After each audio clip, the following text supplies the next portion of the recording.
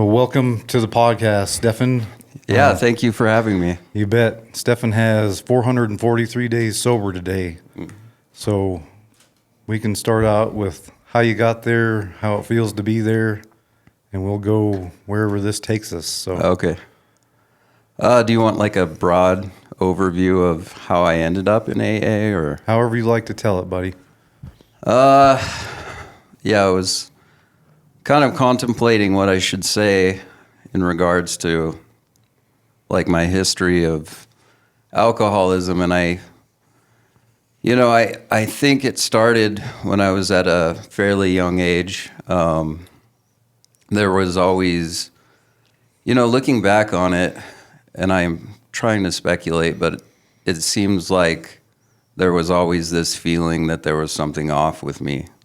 And, going back even into grade school and before that, I always felt like I was like a stranger in a strange land, and that it felt like, like Brave New World, Huxley's Brave New World, how all these people are taking, what is it called, Soma, and I feel like everyone was being administered that except for me, and so I couldn't quite figure out what was going on. And, by the time I got into junior high, that's when that sense of alienation and that feeling that I'm a stranger in a strange land became really pronounced. And my initial kind of defense mechanism or response was video games at that time of my life. And I liked living in this kind of like fantastical universe that like bears no relation to reality at all. And I think that was really one of the things that kind of stimulated this desire to check out, this desire to just check out of reality. And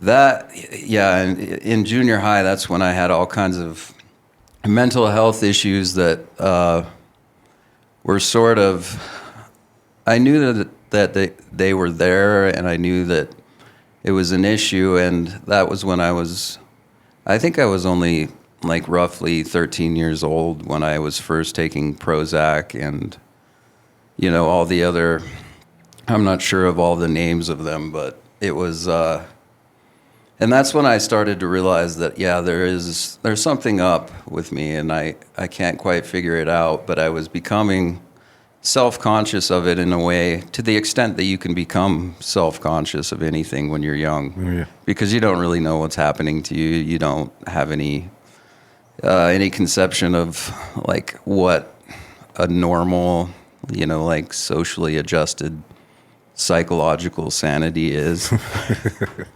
And so when I got into high school, that feeling was very predominant again of just not feeling like I can assimilate to society, because I felt like there was, just something about me felt strange, and I was just an outsider. And I always had close friends and things like that, but the moment I moved out of that circle, that little kind of bubble that I was in, which was, I don't know how to describe it, kind of protected me from reality. The moment I would step out of that, it was just like, shit, I cannot do this thing called life.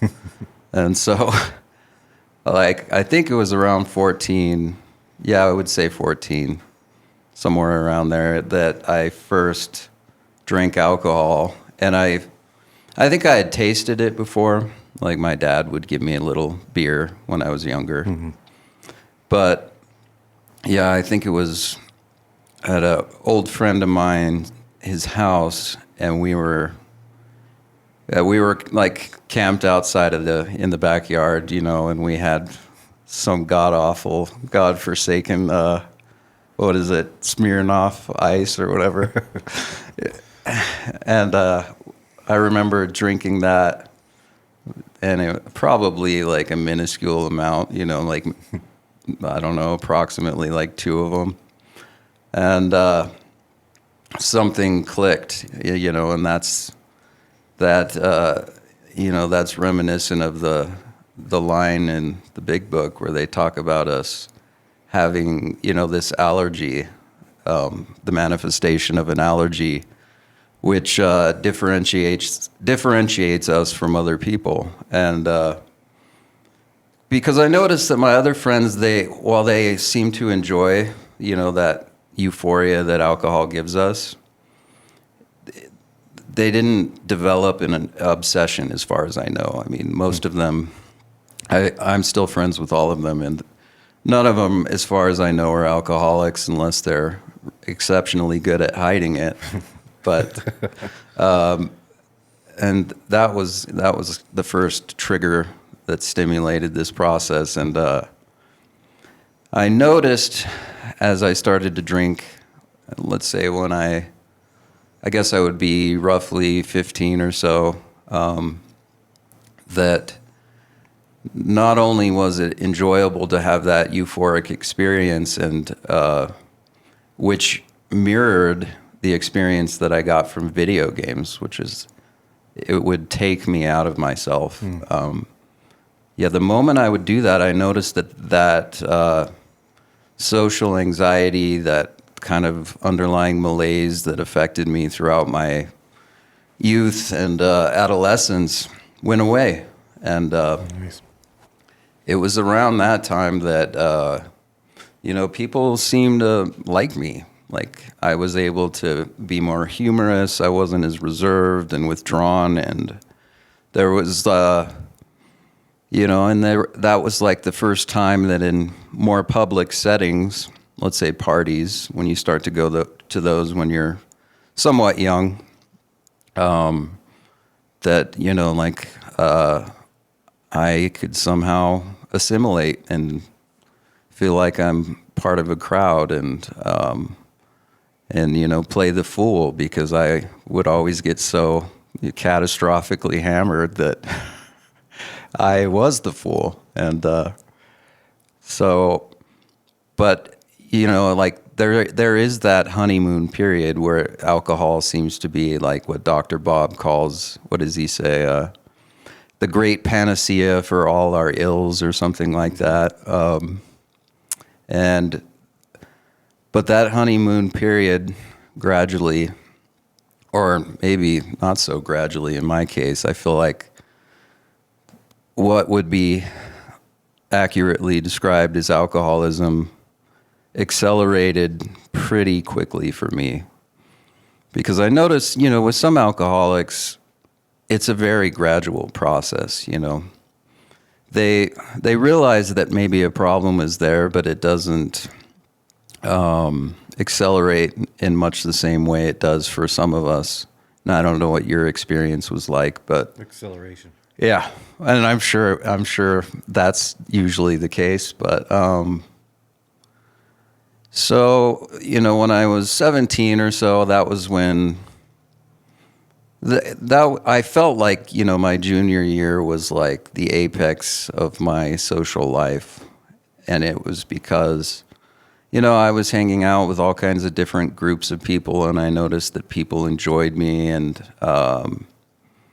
really gravitated toward me. But what they were gravitating to tended to be the drunken version of me. And around that same time, it was like things started to go south pretty quickly, and I remember, God, I don't know, it was like, I believe I was 17, yeah, it was my junior year, and I went out with these kind of, I don't know, I don't want to, shadowy figures, you know, probably not the best people to hang out with, and we went out into the, you know, probably up Fifth Street or something like that in Elko, and I got just completely hammered, and I don't recall much at all. And apparently I fell down like this hillside and which I did not recall at all. But the next morning, I noticed that I was like, all scratched up, anyway,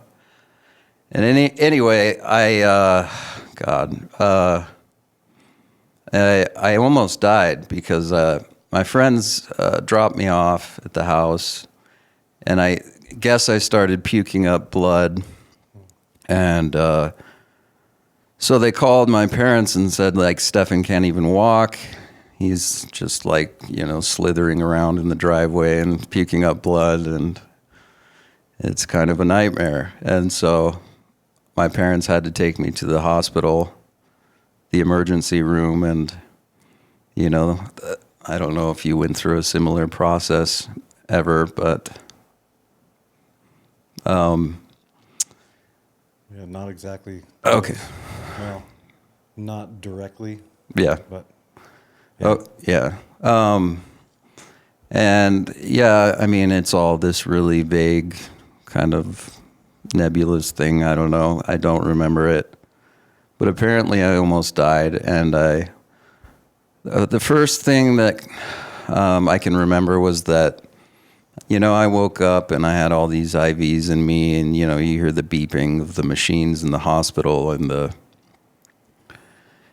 you have that recognition, like, oh shit, this is not good. And I looked up and just saw my mother sitting in the corner of the, next to the hospital bed, just weeping profusely. And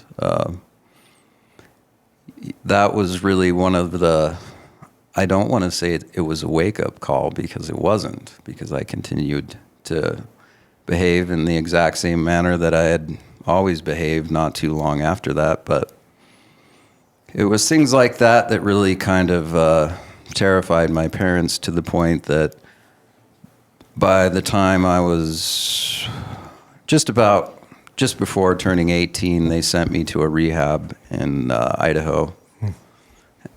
And I don't even remember the name of it, but somewhere, it's like in some obscure town in Idaho.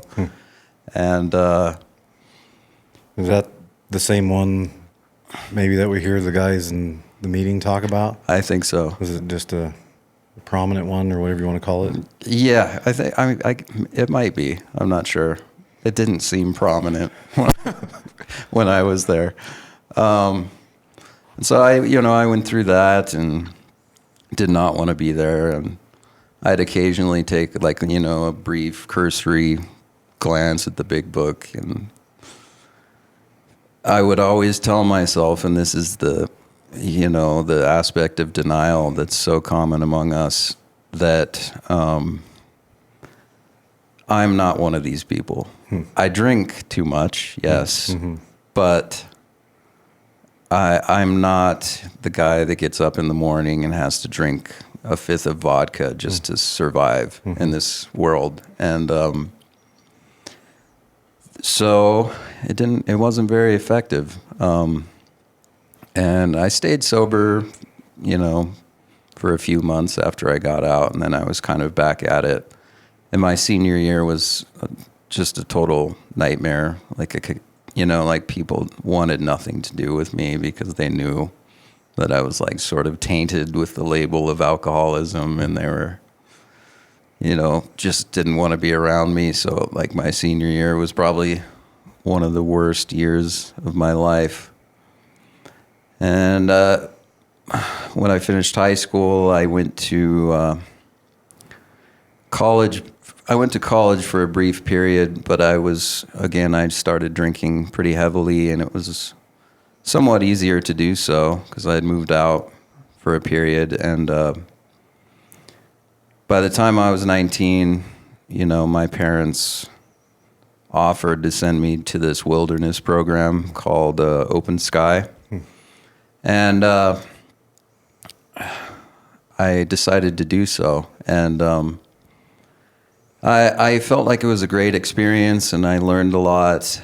And after that, I went into a halfway house in Tucson, Arizona, where I had decided to move for a certain period. And then that was the first time I was introduced to the program in a way that was compelling to me. It felt like I could do this, and I was starting to get more comfortable in my own skin, but it's at the same time, there was always that sort of like demonic voice that wants to say, you're not one of these people. Oh, yeah. You're a normal person. You're not an alcoholic. You don't have the allergy. You don't need this. And so I began to drink again off and on for when I was, I want to say 20 or so. And I didn't drink much, actually. That's kind of the shocking thing. I went from probably age 20 to 25 not drinking much. Occasionally I would get hammered, which is usually the case with us alcoholics. But looking back on it, I realized that whole time I was a dry drunk because I was always restless, irritable, and discontented, always. And I didn't think about it at the time because I didn't want to consider myself an alcoholic. It's kind of like this stigma that you feel is like almost tattooed on your forehead. Yeah. And I felt that too, and it's like a block to what the solution is. If you don't think you're an alcoholic, then you won't go seek the help or accept the help. right. And so, and I think, maybe part of the reason I didn't have to drink as much when I was in my early to mid 20s was I was becoming more sort of confident in myself, and I was going through college, and I think I had a bit more self-esteem, far more self-esteem than I had when I was in high school. And if you feel a little bit more comfortable in your own skin, it's easier to avoid alcohol or drugs or whatever it is. And but by the time I was 26, maybe even 25, that occasional drinking turned back into something more severe, and it was it was somewhat gradual at that point, where the alcoholism was starting to creep in, and eventually, by the time I was 28, I got my first DUI. And that was kind of surprising to me that it took me that long to get a DUI, but I must be lucky or something like that. And so, that I initially thought that was a wake-up call. Like when you get a DUI, there is this almost like traumatizing quality to it, because you realize that, shit, I could have killed someone, or, and not only that, you realize that that's not the first time that you drank and drove. Oh, yeah. Yeah. Like, not. And so it's like, it was shocking, and it was really, one of the just lowest points of my life. And, I thought I would get my shit together and do something about this, and it seemed like I was prepared to do that at one point, and because my girlfriend at the time was threatening to abandon me, and there were all these like external forces trying to heal me, but a part of me didn't want to do that still. And so I 3.5, maybe 3 weeks after getting the DUI, I was back drinking, just as maniacally as I was before. And it took a couple more years for me to decide to go to rehab in Boise. And again, that was more at the behest of family members and friends who were concerned about me. And so I went into, what's it called? I can't recall the name, but and I was into it at first. I was starting to really genuinely take the big book seriously, because when I first started reading the doctor's opinion and, the first 4 or 5, 6 chapters, first 164 pages, it was just so abundantly clear that I was one of these people. Mm-hmm. That, the cycles that they describe in the doctor's opinion, where we go on a spree, and then we emerge remorseful, and we say the, proverbial eternal phrase, "I'm never drinking again." Yeah.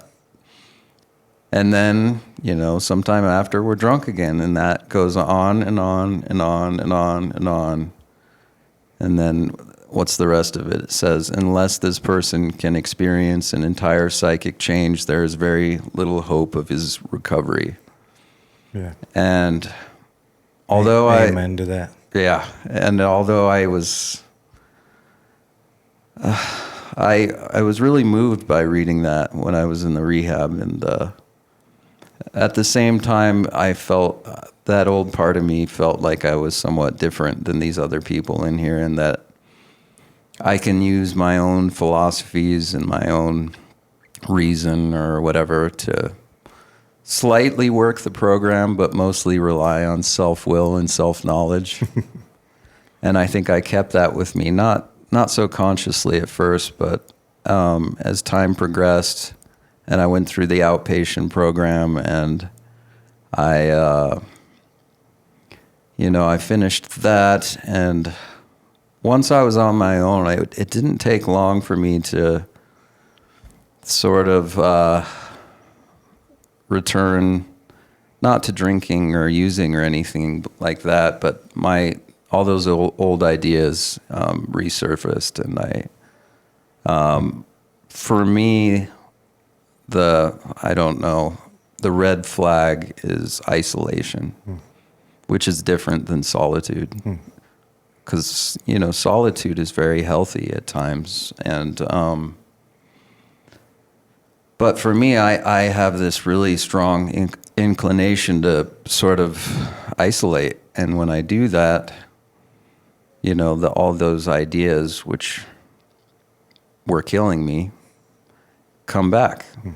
And I start to listen to this endless, cycle of just insane thoughts that are in my head. Mm-hmm. And they go from being, this pest, this annoyance, to somehow being reality. Like I believe it's true, All the toxic and negative thoughts I have about myself suddenly are true. Mm.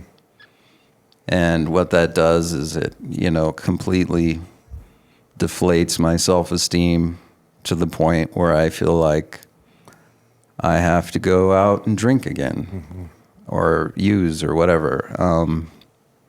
And so I did that, and I was a very dry drunk for 2 years, and I was just dealing with those thoughts, and I just, it was really pride that prevented me from going out and drinking sooner, because I was like, well, I'm special somehow, and I'm more formidable or something, and I have more stoic determination to do this.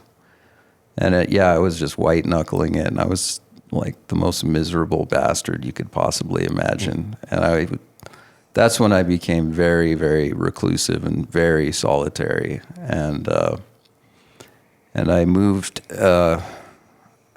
back to Elko. I was living in Boise, I should say, and that's where I went to college and stayed there for a while. And I moved back to Elko, and again, I was just this very withdrawn curmudgeon, and eventually I just couldn't do it anymore. So I started drinking and using painkillers and things like that. And then I would say approximately 2 years ago or so, my health completely collapsed. My physical and mental health collapsed to the point where I thought I was going insane. I thought I was going to have to be locked up somewhere and be the guy with a straitjacket on. And people would go point at me like I'm some sort of bizarre animal in a zoo. And I'm not kidding. That's how. Nope, just an alcoholic. Yeah, that's how paranoid and just twisted my thinking was, that I was just, and I couldn't figure it out. And I kept going to doctors and neurologists and all these people, and I was like, oh God, I don't know what to do. And one aspect of that collapse was I lost interest, and this is very common for alcoholics and addicts. I lost interest and inspiration in the things I love. I was in graduate school briefly for library science, and prior to that I was doing some history courses because I thought of teaching history or something like that. But when I went through this mental collapse, I stopped doing all that. And when you stop doing what you love, alcohol and drugs will come in and say, hello, this is what you really love. You love us. And that's what happened. And the mental collapse was extreme. I was, contemplating suicide every single day. And luckily God said, no, you can't do that. You can't. And Right on. I didn't know God was doing it because I was somewhat of I was an atheist for a brief period when I was in my teens, because it's a really hip sort of chic thing to do, to be an atheist, and it's very rebellious, but it's actually not. So I was kind of an agnostic, and eventually, the mental collapse was so severe that for the first time, I think I walked into the doors of AA simply because I wanted to, not because someone was compelling me to do it. And that was one of the differences between what happened prior, my 3 or 4 attempts, and what happened this time was I had enough willingness to do this thing genuinely and not just totally half-ass it. And so I walked into a couple meetings here in Elko, and initially I was somewhat skeptical, and I was absolutely nervous to the point of complete madness when I walked in. You know me, I'm a nervous person in public and when I have to speak, but Yeah, you can cover it up well too, though. yeah. So. I was just so terrified. I didn't think I could do it. And so I went into this speaker meeting, and the speaker was a friend of mine, good friend of mine, named Gene. Gene. Everyone knows Gene. Yes. And I listened to this guy's story, and even though a part of me almost wasn't listening at first, and I was just there to be there, and it felt nice to be around people, although I was shaking uncontrollably with all these people around me, and I had become, so accustomed to solitude and my little hermit existence that being around those people was tough. But at the same time, I was starting to realize that there's something here, and this is kind of nice to be around these people. And so when Gene told his story, eventually something clicked. And that's why I feel like I owe Gene so much, and guys like him who are willing to, just to selflessly do this program without expecting any kind of monetary reward or anything like that. They're just doing it. And that's I think that was one of the things that I found most moving about it. And his story was very different from mine. His background is different. His personality is radically different than my own. But I heard him speak, and one of the things that really moved me and was almost puzzling at first was the fact that he went from being this totally selfish, self-centered, person to being what he is today. And so I thought, well, if this guy can do it, and if these guys around me can do it, maybe I can do it too. And so I went, that meeting was, I think, a turning point. And it was also I went in, they told me to go to this meeting on Monday night, the Monday night men's meeting. And I was even more nervous, being at that meeting. And I still get nervous in meetings all the time. Me too. Yeah. And I was just looking around at all you guys. I'm not sure if you were at that first one when I showed up. I know you were there maybe the second or third week I met you. No? Yeah, I don't think I was at the first one. I hit and miss. But I looked at all those guys, and they seemed to have some kind of aura, a glow to them that I didn't have at the time. Yeah. And Hope. Yeah, hope. And eventually I had to be the chairperson of that meeting. And didn't always do a great job because I'm so nervous when I speak in public. But How long was it when you... How much sobriety did you have when you became the chair? 30 days. Okay. Yeah, I think 30 days. Yeah. And yeah. And so I'm not sure where I am in the story, but You first got into the room. yeah. And then the first year, just like to give you a broad summary of it, was pretty hellish because I wasn't quite letting go of, they talk about letting go of our old ideas. What's the line? The result was nil until we let go. Absolutely. Yep. Yeah. And I wasn't doing that. I was still, while I was dedicated to AA, at the same time, I was isolating a lot. I wasn't really thinking about others. I wasn't praying for others often. I wasn't, I still wanted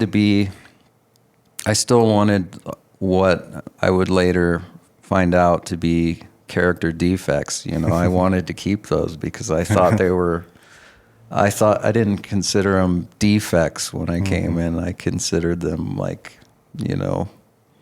just positive attributes that I had somehow abused or something like that. But now I see that they're toxic, and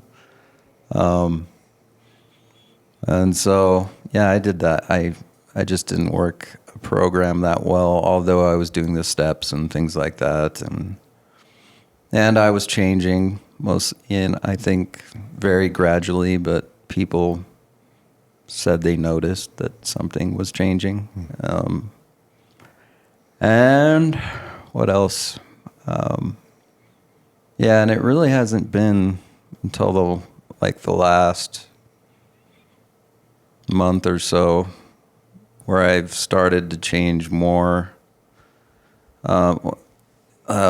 quickly, in the sense that I'm going to more meetings now instead of just the Monday night meeting and the Wednesday night meeting. And that seems to help, but it's still a struggle. It's one of the reasons I was kind of hesitant about coming on your show, because it's like, I don't want it to seem like I have my shit together all the time. It's a very rocky road, and you know more about it than I do because you have, I don't know, how many years do you have? I got 7 in June on the 25th. And the reason I had you come on here is because of how you can catalog how you feel and explain it so easily. It seems like I feel like the same way in almost everything you're talking about. But when I sit down and speak, it doesn't come out the same. It's like I almost forget what all that stuff is, and you like detail it perfectly. And I always enjoy listening to all that stuff that you talk about every single meeting. So that's the reason I have you here, not because you have a lot of experience or anything like that. It's just what you tell is true and raw, and I really appreciate it. So thought maybe some more people might like to hear it, but I wanted to hear all the rest of your story too that I don't get to hear in a meeting. Yeah, well, it's funny that you say that, because when I speak, I just feel like it's utter chaos, and I don't. Yeah. I mean, I'm not an audience member when I'm speaking. I'm the one speaking, and I don't. It's all pretty spontaneous. I don't plan what I'm going to say, because that usually doesn't work out. And I had considered doing that when you asked me to do this. And luckily I didn't do that, because it wouldn't have been as, raw as you say, or authentic. Yeah. But I think you speak pretty well, so I don't know why you're hard on yourself.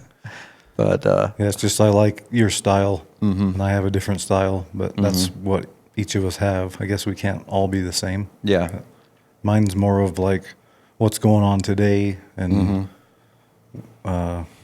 more just the solution versus how I feel or what the problem is. Just I don't know. It just seems different to me, but I'm glad you enjoy it too. Yeah, and that's one of the changes that I've made recently is I try to mention the solution a lot more often, and I've done that over the past 2 weeks in meetings where I guess I'm more just down to earth and practical, instead of just saying whatever it is that I want to say just spontaneously. It's probably good to have both. Yeah, because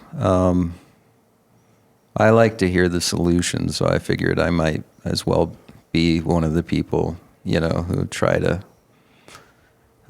do that. But I don't know, I always feel like I'm somewhat of a hypocrite, when I start, I feel like I'm like a preacher, like proselytizing and telling people what to do, even though I don't do it all the time. Yeah. But, yeah, I mean, I don't know. Yeah, that's experience, strength, and hope. So I guess if it was perfect, you'd have a balance of all three. But of course, none of us are perfect and not expected to be. So we're going to have a combination of all those three every single time we share. Yeah. And it goes with whatever the topic is and whoever's speaking. And so it's free to be alive and do what it has to do. Yeah, it's kind of interesting. At the Monday night meetings, everyone has a different little style, and you can kind of tell. Like, you can tell who's the teacher, like if that's their profession, and you can tell who's reserved and who's the extrovert and introvert, and everyone kind of has their own little way of expressing themselves. Yeah, I always try to have a joke or say something funny, and then nobody laughs or does anything, and I'm like, was that even funny? I feel the same way. Yeah. I'm like, okay, I'll not try that, but generally the less I speak, the better it is. So I've kind of been working on that lately. Yeah, that's a good philosophy. Yeah, it's tough when you're speaking in public, because at least if you're like me and you have a nervous, really reserved nature, and when you're in public, it's just like you become a different person, and you can't quite be what you are with your closest friends or family. And it's tough, because there's always this sense that I had initially. It's kind of gone away for the most part, that, you know, you feel like everyone hates you and like everyone's judging you, or everyone thinks you're ridiculous and what you said was just, you know, nonsense, or, you know, it's that feeling is still with me to some extent, and I think it is for a lot of people. And I had that almost every time I shared for the first year at least. Yeah. I've been told before that everybody's thinking about themselves. They're not even thinking about you. Might not even know what you said. So, Well, yeah, we're alcoholics. That's all we do is think about ourselves. That's right. So, yep, you just hear all those little tidbits like that that help out, and you just keep piecing them together day at a time. Then all of a sudden you're in a different place, and it's just a journey. So, Yeah. I'm a destination person trying to learn how to be a journey person. Yeah. Because I want to get there. Yeah. It doesn't work that way. So, Oh, I'm the same way. Yeah. Yeah, my sponsor, and I was thinking of this because there's, you know, one of the primary, like, I guess, concerns or obstacles for most alcoholics is the just, you know, pervading sense of fear that we all have about everything, especially when we get sober. And I never considered myself someone who's like fearful. But when I quit drinking, I noticed that I was afraid of everything. And my sponsor told me, like, don't look at fear as fear, look at it as adventure. that's cool. And, you know, I don't know. I don't know if that was related to what you just said, but It's It's just kind of another a good little tidbit to Yeah. get out of the meeting. It's okay, man, wherever we wander off to. It's an Right. adventure. Yeah. Heck yeah. Right on. But yeah, I think I kind of finished my story, right? Right on. So I don't know what you want to do now, how you want to proceed. Well, that's good enough, man. If you're done, that's a great story and helpful for me today. Mm-hmm. Sure, there'll be a lot of people that feel like you feel. So just keep doing the work. You're doing really good. I'm proud of you. I'm glad Thank you. to be in that same meeting with you. It's a great meeting, man. It's high quality. So, It is, yeah. I don't. Have you shared your story on this podcast, or like what similarities do you see between, you know, yours and mine? Or I imagine Lots of them. I imagine most of it is. I feel like you do about a lot of things. I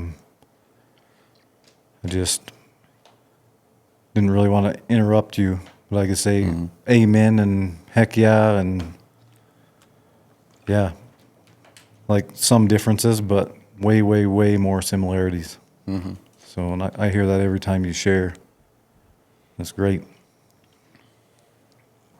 Yeah, I feel like I probably left out a lot Oh yeah. in my story, but yeah, I mean, I didn't really want to tell too many like war stories, you know. Yeah, that's fine. I It's think just- that's great. I just kind of give you a brief synopsis of the disaster of my alcoholism, you know. Yeah. Yeah, what you told was a lot of quality stuff, so thank you for that. 'Cause any one of us, we all have them drunk-a-log stories, they call it. So that is what it is. Maybe at first, when we first come in, that's what we have the majority of when we speak, or we're maybe trying to impress or find out how we fit in. But I hope for all of us, it eventually turns into more of what's the solution instead of what was the problem, because that's where we're at today. And I think I'm a pretty highly adaptive person, and I think that's why my stories come out the way they do, because I'm pulling stuff, like when I go to a meeting and decide on what to speak, I'm pulling stuff from today probably, or yesterday, or maybe a couple days. And if it reminds me of something in the past, like I was not that way, then I bring the past up. But it's generally what's going on today. How am I fixing today? I don't know. I don't know if I explained that very well, but and I just follow the topic as it applies. I try to just trying to do all those kinds of things, and at the same time learn how to be myself, juggling all that. Yeah. So, Yeah. Yeah, like I said, I was hesitant to do this at first because, like, I don't feel like I'm quite spiritually healthy quite yet. You know what I mean? well, I think you're well on your way, man. But I'm told that's very normal. That it takes time, and the disease is always there. We're never fully recovered in the sense that we can ever drink again like gentlemen, or ever, the malady is always there, and it's below the surface, and it's just waiting to, lift its ghastly head out of the mire. Yes. Yeah. Yeah, the only other thing I can say is, like, you probably just stepped into the spiritual world of living, right? Mm-hmm. I've been doing it for way longer than I've been sober, because I'm a repeat in AA. So I made that step that you just recently made, way back when. Mm-hmm. And even though I went back out, I haven't completely lost it all. I've just kept gaining over the course of 20 years. Mm-hmm. And so now I have the 7 years of actual sobriety again, but I still have some of the education from the past spiritually. So it's just a time thing. It takes time to get good at anything, and that's no different. Yeah. Yeah. Well, it's progress, not perfection. Yeah. Yeah, that's right. I mean, we always hear that at meetings, but sometimes, when I first came into the rooms this time around, I read and reread the first.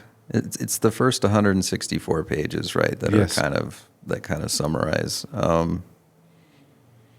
And even though I kept reading it and rereading it, it seems like some of it would go over my head, And the one line that I would always forget, even though we hear it all the time, is progress, not perfection, and I have to remind myself of that every day, because I want the instant gratification, and I want to be a saint or enlightened, Yeah. instantaneously. Yeah.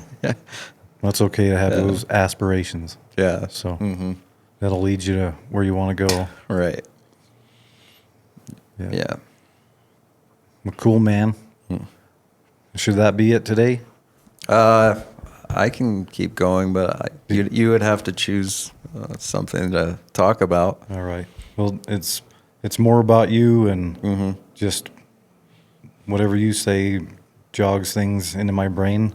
Just I'll try to think of anything else real quick. I don't really have any questions, man. You covered a lot of good ground. Very satisfying. So I'm glad I had you on, and I mean it, man. I think you're doing great. I always love to hear what you have to say. I'm very proud of your growth, and I just hope you can accept how great things are. That was something I've heard in a different discipline. What you're good at, you will discount, because it just seems to come easy to you, or it just comes automatic from you. So I think you're in that place. You're doing great, and you can't tell how great you're doing. So we'll just keep reminding you until you can come up with it yourself. Yeah. Well, thanks again for having me on. You bet, buddy. Thank you.